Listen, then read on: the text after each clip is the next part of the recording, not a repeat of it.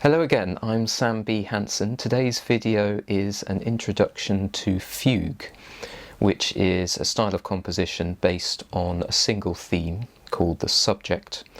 And the subject keeps coming back in various different parts of the texture and in different keys throughout the course of the piece, and various other tunes are written to go with it, and they combine cleverly in various different ways throughout the piece. This style of composing is very closely associated with Johann Sebastian Bach, who was particularly good at it. There are various ways to write a fugue, but they all tend to have certain features in common. The opening section of a fugue is called the exposition, and this is where each voice, what we call a voice, enters one at a time with a statement, each with a statement of the main theme or subject.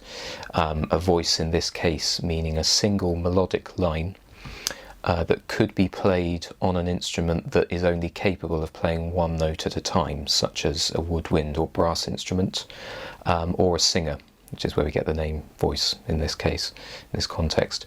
I've got here, as a first demonstration of what I mean by all this, by Bach, the fugue from his Fantasia and Fugue in G minor, BWV 542, which is an organ piece, but it's just about the bit I want to play you just about fits under the two hands in this case. He's written this fugue in 4 voices, so imagine, if you will, 4 horizontal lines, each representing one voice in the fugue.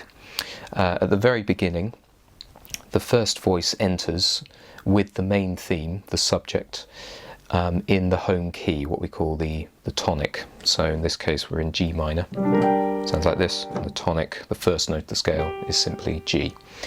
And the subject, the first entry, sounds like this.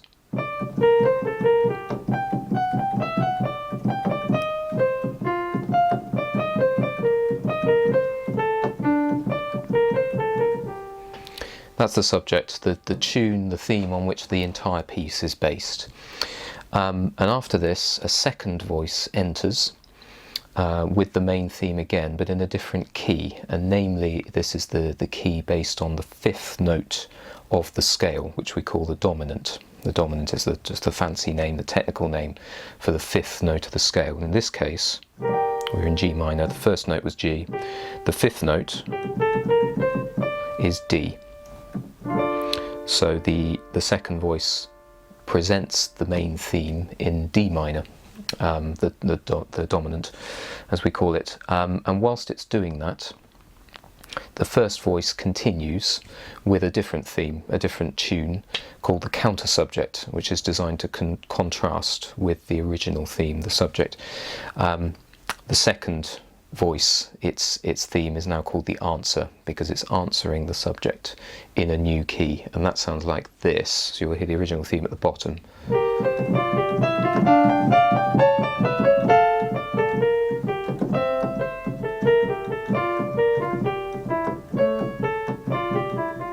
So you can hear that the counter subject at the top contrasts with the answer at the bottom, the main theme, in being quite lyrical and drawn out. There are a lot of semi-quaver quick notes, a lot of quick movement in the main theme, and Bach contrasts that in the counter subject with a lot of longer notes, which works really nicely. I think that works really nicely. There might then be a link passage just using those 2 voices, where he just plays with the 2 voices for a little bit, and that sounds like this.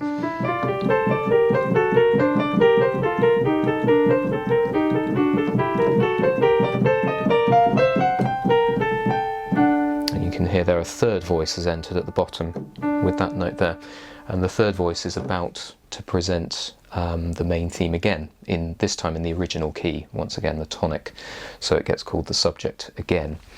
And whilst that's happening, the second voice presents the counter subject, and the first voice, which has already presented both of those things, has a free part. It can do what it likes, really, and that sounds like this.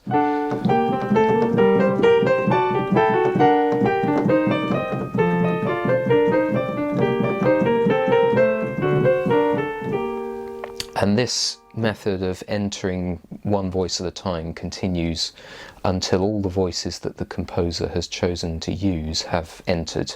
There are usually at least 3. I think I've known fugues by Bach that go up to as many as 6 voices. There may even be more than that. There's 4 in this case. There's another link section that Bach then he just plays with the 3 voices for a little bit.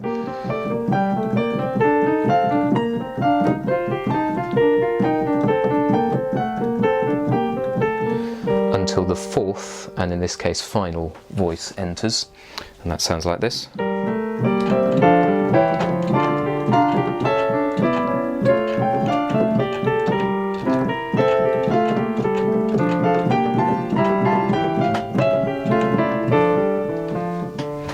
And then once all the voices have entered, and they have now in this case, that signals the end of the exposition of the fugue, the end of the initial section. So you'll have seen there, and you see at the top of the screen now in the diagram, that the subject or the answer, depending on what key it's been presented in, and the counter subject get passed down the voices progressively, one at a time. Sometimes in a fugue the first entry will be in the bass and the composer will work upwards, opposite to what we've just seen. Sometimes the first entry will be somewhere in the middle and the voices will enter in a different order entirely. Any of those are possible. After the exposition, there is then a series of what we call middle entries of the subject, in different keys, in different voices, all over the place. It becomes a sort of spot the tune or spot the subject throughout the piece, until towards the end there is a final, often quite dramatic entry in the home key, the tonic, which brings the fugue to a close at the end. There are other clever things that happen with the subject, or often happen with the subject, usually after the exposition, later on in the fugue. These include stretto. This usually happens towards the end. This is where the subject appears in several voices in quick succession. The entries overlap with each other, often creating perhaps a cascading effect, or they might go the other way, start at the bottom and go upwards. Inversion, which is where the subject is turned upside down, as presented as a mirror image of itself. So if the subject were normally to have stepped upwards, in the inversion it would step downwards, and vice versa, and we'll see a bit more of that in a minute. Augmentation, which is where the notes of the subject are lengthened, usually doubled, so it sounds slower, and sometimes that is combined with the original subject at the usual speed, if the subject happens to work in that way. Retrograde, this is quite rare, that's where the subject is presented backwards, particularly clever if it's able to do that. A false entry, which is where the subject starts as normal but is then cut off in full flow. And that's you often find that there might be several false entries in a row that then lead up to a proper full entry of the subject, as if announcing this particularly important entry. And a pedal note, which has nothing to do with the subject. This is just a long held note, usually but not always in the bass, that stays put despite changing harmonies elsewhere in the texture. And that produces a sort of tension, because you're waiting for this note to change. And that gets its name from an organist putting their foot on a pedal and leaving it there, which is quite easy for an organist to do. They just put their left foot on a bass note, play quite happily with their hands, and then eventually they'll decide to change bass a bit later on. I'm going to highlight some of these features now in a performance of the Introduction and Fugue in C-sharp minor by Samuel Sebastian Wesley, who was a 19th century English organist and composer, and gained his middle name after his father's admiration for the music of J S Bach. They share a middle name. This is another organ piece.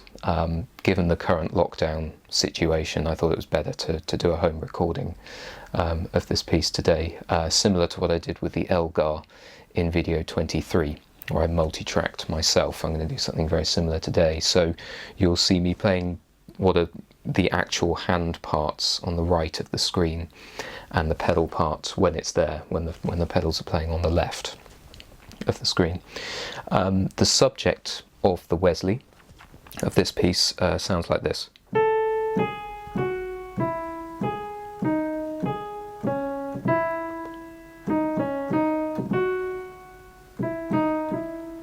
That's the subject, the main theme on which the piece is based. Wesley uses augmentation of the subject. He doubles all the note values so it sounds at half speed. Like that, exactly the same tune, just slowed down to half speed, etc. He uses inversion of the subject, a mirror image, so where it used to step down, it will now step up.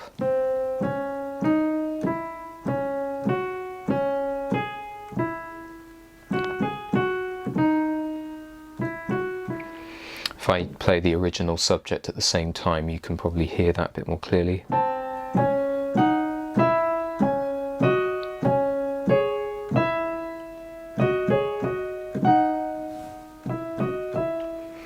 It happens to work very nicely as if there's a mirror in between my two hands. And towards the end of this piece, towards the end of the fugue, there's a particularly dramatic and very clever entry of the subject at the top in what we might call the soprano part, as it originally is stated. The subject in augmentation in the alto, the next one down, so it's at half speed here. The subject in inversion in the tenor, about here, so that's a mirror image, but at the normal speed. And in the bass, he puts the subject in augmentation and inversion at the same time, so it's both slowed down and upside down. And all four of those things work at the same time, which is very clever. And I'll point that out on the screen when it occurs, so you can hear that happening. The introduction itself is not fugal at all. It simply sets the scene for 2 minutes or so before the actual fugue begins, at which point I will start putting captions on the screen so you can see what's happening, where the subject is popping up as we go along.